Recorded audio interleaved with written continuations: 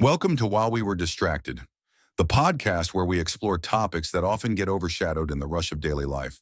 If I were to ask you what a mobile game where you run around catching digital monsters and then cutting-edge quantum computing and a highly secretive nonprofit venture capital firm all have in common, you'd probably look at me like I had completely lost my mind. Yeah, I mean, it sounds exactly like the setup to a really niche, really bizarre joke. Right, or like a conspiracy theorist's vision board with, strings of red yarn connecting totally unrelated things across a corkboard. Oh, absolutely. Just a wall of crazy. But there's actually no red yarn required today because those things are absolutely tangibly connected.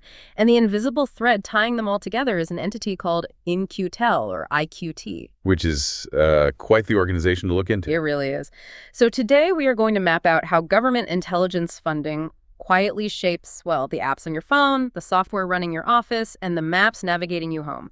We're pulling from a stack of sources today, including the public portfolio and investment data of IQT, alongside this really provocative social media theory about the origins of global mapping technology. Yeah, that theory is, it's definitely a conversation starter. For sure. Okay, let's unpack this, because before we can understand how this classified adjacent tech ends up in our pockets, we really have to understand who is actually writing the checks. So who or what exactly is In-Q-Tel?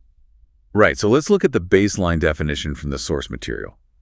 In-Q-Tel is an independent nonprofit venture capital firm, and it was founded back in 1999.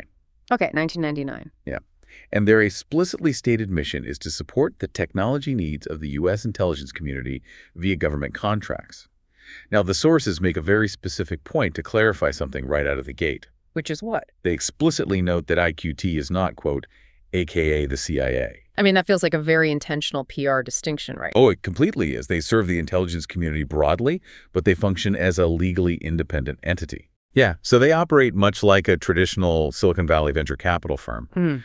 But instead of just looking for a massive financial return on investment like, a 10x payout for their limited partners, they're looking for a strategic return. A strategic return. Exactly. They are scouting, vetting, and funding technology that the government might need, say, 3, 5, or 10 years down the line. And their track record over the last couple of decades is just staggering. I mean, since 1999, they have made over 800 investments. Over 800, yeah. But the catch here is that there is no full public list of every single company they've backed. Many of those 800-plus investments are completely undisclosed. Right, it's a black box in a lot of ways. Exactly. So we're really only looking at a curated snapshot, like the ones they choose to share or the ones that become so massively successful, they simply can't be hidden anymore. That's the nature of the beast with this kind of funding. But even within that public snapshot, you start to see, well, the actual architecture of the modern internet. You really do. When you look at this list, you realize you can't go a single day on the internet without your data passing through a company the intelligence community helps seed. It's unavoidable. And we aren't just talking about, niche classified government hardware that goes into a stealth bomber. We are talking about foundational pillars of modern Silicon Valley. Companies like Palantir, Databricks, MongoDB, Cloudera, FireEye. Yeah, anyone working in data analysis or cybersecurity or software development today interacts with the DNA of these companies. But I have to push back on this a bit, or at least act as a proxy for the listener here. Sure, go for it. If IQT is a nonprofit supporting government contracts in the intelligence community, how does it end up backing massive, purely commercial software giants like Databricks or MongoDB? I mean, why on earth does a spy agency care about database management software that a retail company might use to track its shoe inventory? If we connect this to the bigger picture, you have to realize that the fundamental problem facing a modern intelligence agency in the 21st century is the exact same problem facing a massive commercial retailer. Which is what? It's data. Mountains and mountains of unstructured data. Unstructured meaning what exactly? Like it's just disorganized. Well, meaning it doesn't fit neatly into a traditional spreadsheet. For a long time, databases were relational rows and columns. Right, like an Excel sheet. Exactly. But what happens when you need to process millions of intercepted emails, drone video footage, audio recordings, and satellite images all at once? Oh, wow. Yeah, that doesn't go in a spreadsheet. No, it doesn't. That data is messy. It's unstructured. Traditional databases just choke on it. Ah, I see. So it's like if you're trying to find one specific detail, like a misspelled word, In every book in the Library of Congress, a traditional database reads book by book. That's a great way to put it. And systems like Databricks or MongoDB are designed for massive parallel processing. They essentially read every book in the library simultaneously. Okay, that makes sense. It can handle that messy, unstructured data at scale. So the intelligence community had this massive data sorting problem, and they looked around and realized the private sector was already trying to solve the exact same problem for their own commercial reasons. That is the core aha moment of In-Q-Tel's entire existence. Because think about it, back in the 1960s, the government had the best tech.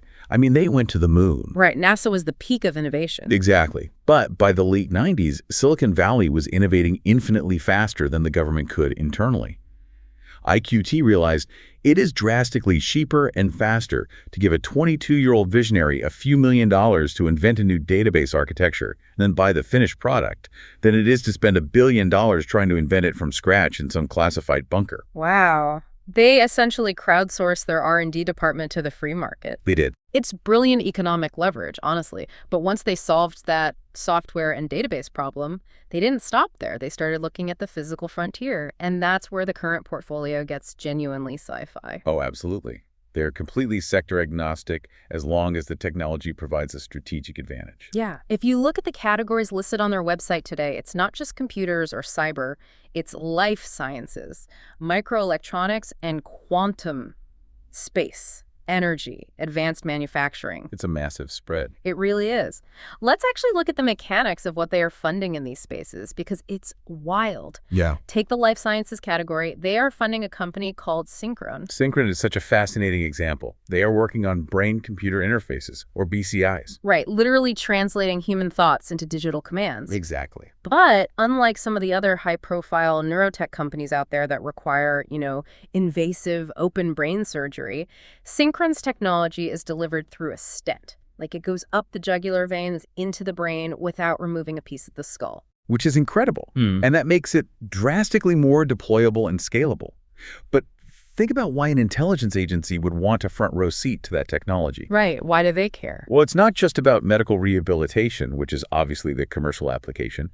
Imagine a future intelligence analyst sitting in a control room, sorting through petabytes of satellite imagery, or controlling a swarm of surveillance drones instantaneously, just by thinking about it. Oh my God. Yeah. No keyboard latency, no physical bottleneck. It fundamentally changes the speed of decision-making. Entirely. And then you look at the space category, they are backing orbital logistics companies. Like VAST and HEO and TRL-11. Well, right. And these aren't just launching satellites. These are companies figuring out how to maneuver, refuel, or repair assets in orbit. Because space is no longer just a passive domain where you park a satellite and leave it. It's an active, contested logistical environment now. Like a highway. Exactly. If an adversary develops the ability to physically move or blind our satellites, we need the commercial tech that can counter that maneuverability. But here's something that really jumped out at me about this portfolio.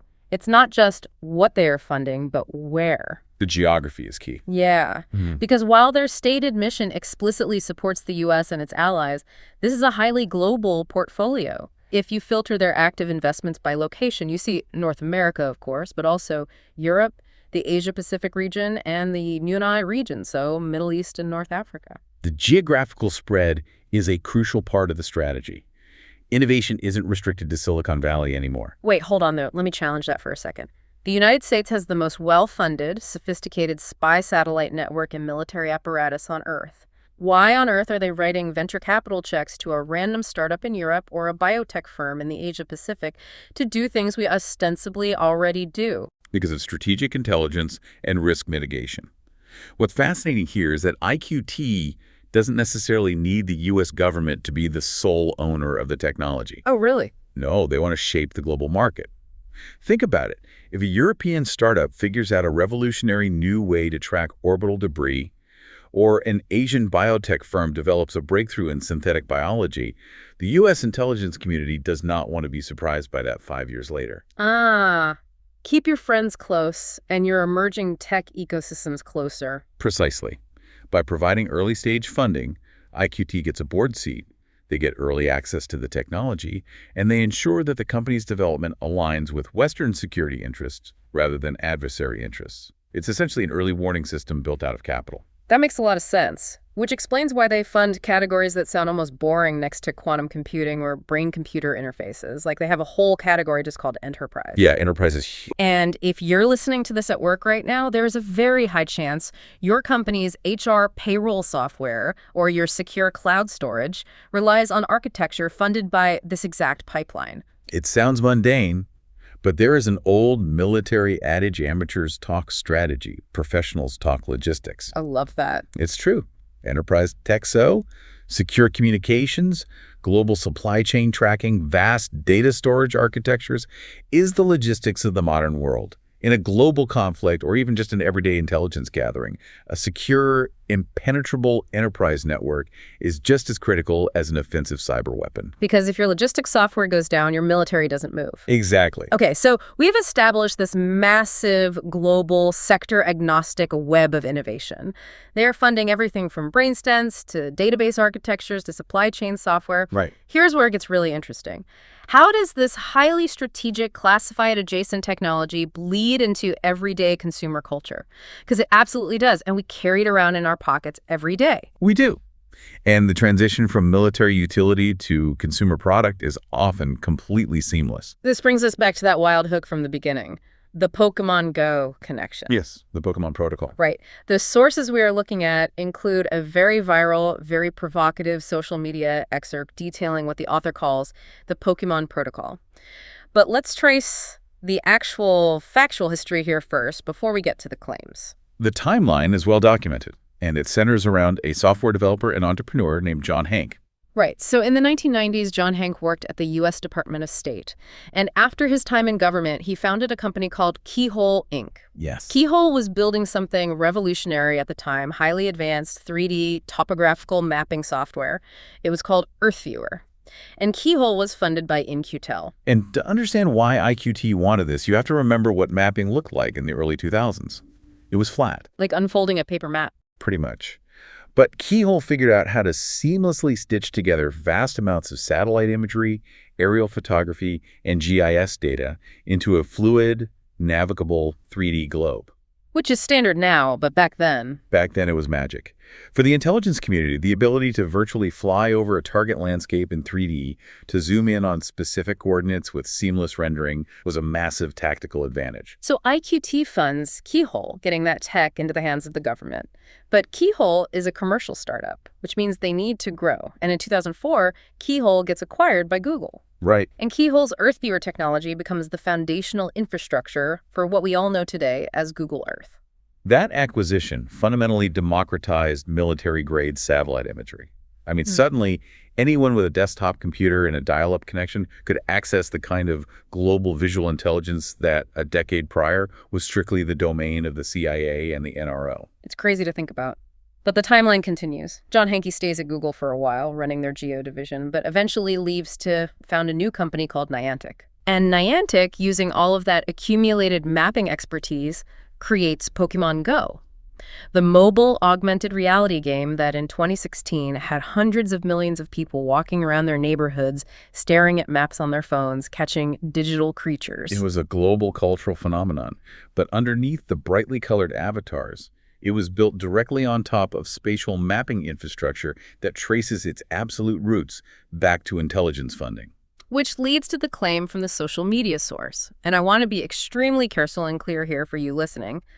We are impartially reporting what is in the text. We are not endorsing this viewpoint, nor are we taking a side on whether this was a deliberate operation. Right, we're just looking at the text. Exactly. But the source claims, quote, Pokémon GO wasn't just a game. It was the beta test for global surveillance. This raises an important question, though, because this specific claim highlights the immense public tension surrounding dual-use technology.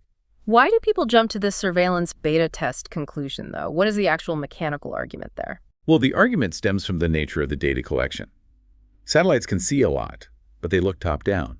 They can't see the underside of a park bench, or the layout of a narrow pedestrian alleyway, or the specific architectural details of a local storefront. True, they just see rooftops mostly. Right. But Pokémon GO incentivized millions of users to walk to specific, hyperlocal physical locations, Pokestops, and point their phone cameras around. Oh, wow. So the game effectively crowdsourced ground-level pedestrian view visual data of the entire globe. Exactly. Now, whether someone views that as deliberate surveillance beta test orchestrated by shadowy figures, or simply the natural commercial evolution of robust mapping software that needed user engagement to improve its AR capabilities, the undeniable fact remains. Which is? Intelligence-funded infrastructure Keyhole fundamentally rewired how everyday people interact with the physical world through their smartphones. But I want to elevate this past the conspiracy theories because we don't need to define what an exit strategy is for this audience. We know how venture capital works. Think about the sheer physics of the VC model. Yeah, the money has to move. Exactly. Because of how capital flows, Keyhole inherently had to find an exit. They had to be acquired or go public to survive. And that is the core philosophical tension of this entire ecosystem. Right. So the acquisition by Google wasn't necessarily some grand master plan to map everyone's backyard for a spy agency. It was just, well, capitalism. The intelligence community effectively crowdsources its R&D, and the inevitable byproduct of that financial model is that military-grade tech eventually has to become consumer infrastructure to satisfy the investors. It's the natural endpoint of the pipeline. The government gets the initial strategic advantage, like the early 3D mapping software for tactical use. But to keep the company alive, it scales to the commercial market. And the result is billions of consumers walking around with advanced spatial mapping in their pockets. It's an incredible cycle of innovation and scale. The government seeds the technology, the private sector scales it, and then it just becomes part of the invisible fabric of our daily lives. We don't even question it anymore, just like we don't question GPS or the internet itself, both of which, by the way, have deep, deep roots in defense research. Oh yeah, we simply accept it as the modern world. So what does this all mean? If we distill this entire deep dive down, what are we looking at? In-Q-Tel operates in the shadows of Silicon Valley. Not hiding, exactly, but quietly working behind the scenes as the ultimate strategic scout. Yeah, they are looking over the horizon. Right. They use the immediate pressing needs of the government to seed technologies that eventually mutate and reshape the entire global commercial landscape. And importantly, they aren't a closed-door, invite-only society. Oh, yeah. Tell them about the website. Right, so one of the most telling details in the source material is the actual prompt on IQT's website. They have an open call for submissions right there on the homepage. It's literally just a contact us form for the future of national security. Exactly. The site essentially says, is your company interested in supporting the national security mission of the U.S. and its allies? Submit your business plan. That's wild. The pipeline is wide open, and they are actively recruiting the next generation of innovators every single day. They are looking at the smartest minds in the world and saying, if you are building the future, we want a piece of it. Which leaves me with a final thought that I really want you to mull over after we wrap up today. It's a big one. It is. We just spent time tracing how a single IQT investment from the early 2000s Keyhole's mapping tech eventually mutated through the sheer friction of venture capital into the ubiquitous everyday reality of Google Earth and mobile AR games. A direct line from an intelligence requirement to a global cultural phenomenon. Right. So look at today's snapshot of IQT investments. Look at the companies they are funding right now. Look at Synchron translating human thoughts into digital actions. Look at the massive investments in quantum computing or the companies building logistics networks in low Earth orbit. The stuff of science fiction. Exactly. So what is going to be the Pokémon GO of the 2040s? It's a profound question. Yeah. The seeds of whatever will define our culture 20 years from now are already sitting in that portfolio. Exactly. What intelligence-funded biotech advancement or quantum tool is going to be so seamlessly integrated into your daily life 20 years from now that you won't even realize where it came from? You'll just be using it completely unaware that it started as a strategic line item on a secretive venture capital portfolio. Don't forget to like and subscribe for the next episode on While We Were Distracted.